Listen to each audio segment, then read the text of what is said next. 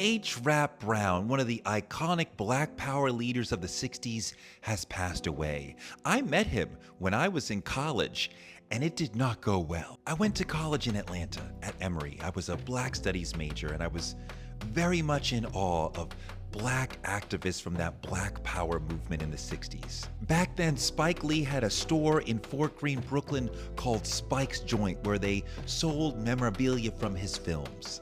During a break from school, I took Amtrak from Atlanta to New York, went to Brooklyn, mainly to go to this store to see what they had. Spike had just done Malcolm X, so they had these little Malcolm X head medallions, like a three-dimensional little head of Malcolm. I thought it was the coolest thing I'd ever seen. I bought it and went back to Atlanta wearing this thing as a way to honor Malcolm. And then I found out H. Rap Brown, one of my Black Power heroes, was running a store, a small store in Atlanta.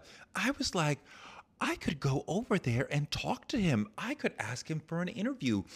I could get to know him. Let's see what's going on. So I went over to his little store. I was extremely nervous walking in there.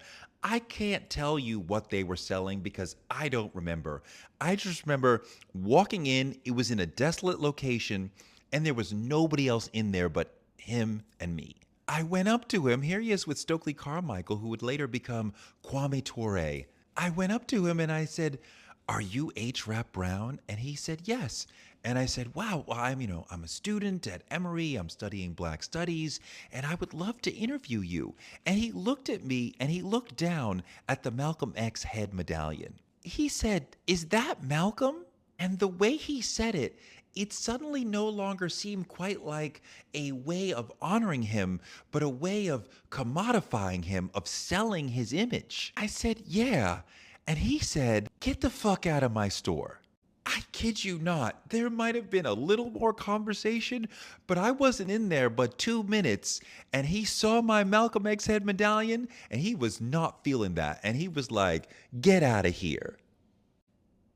I can't say that I blame him.